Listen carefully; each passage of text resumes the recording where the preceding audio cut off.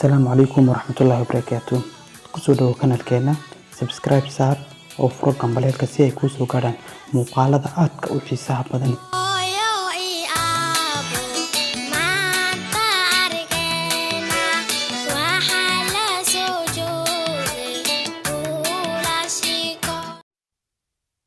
waxa ahayd xilli habeen ah 5 sano ka hor ayay dhacdadan igu dhacday aniga oo lugeynaya meel wado ah roobna uu da'ayo wadadu ay aad madow u tahay ama mugdi waxa aan dareemay sanqadha iyo guuxa gaari iga dambeeya kadibna leedkii ayaa ay qabtay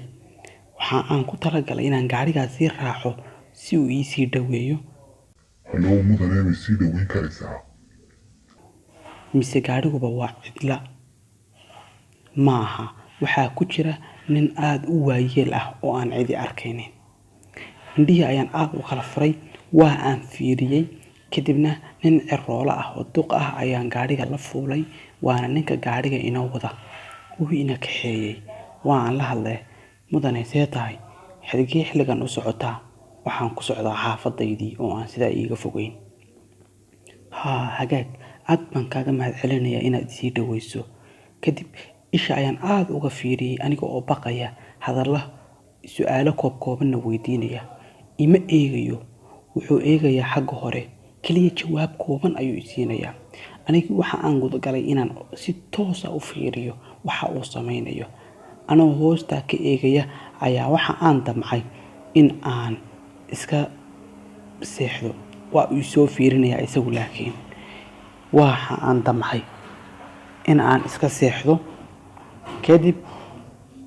isha ayaan ka eegay waana gamcay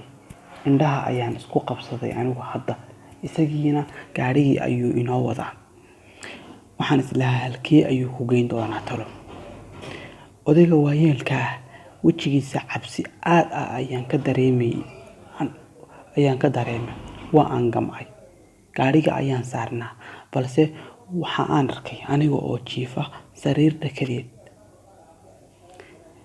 dabadeeto waxaa si kedis ah iigu yimid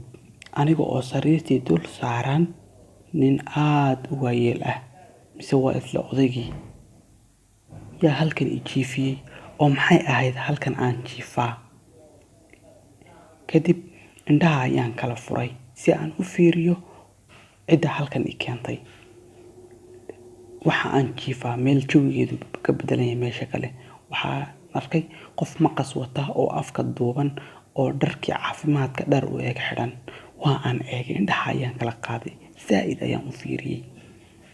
mise maqas ayuu wataa afkana wuu u duuban yahay waa aan ka cararay aad ayaan u dheereeyay aniga oo qaylinaya kadib waxa aan si kedis ah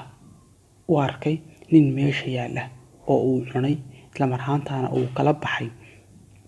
jidhka qaybo ka mid ah yacni wuxuu ahaa nin dhakhtar ah oo ku takhasusay inuu jidhka dadka kala baxo kadib aad ayaan u cararay qorraxdii ayaa ii soo baxday orodkaygii ayaan sii watay waxa aan wargeliyay booliska telefoon ayaan diray booliskii waa kan sidee wax u aragtay booliskii waxa aan ku talagalay inaan xaafadii keeno dabadeeto TV-ga ayaa anigoo iska daawanaya ku arkay كنت waxaan wanaagsan akhyaarta daawanaysa qodobada warka ugu doorka roon waxa kamid ah booliska ayaa soo qabtay nin dhakhtar ah oo jidhka si sharci darro ah uga ganacsan jiray isla markaana booliska ayaa xabsiga u taxaabay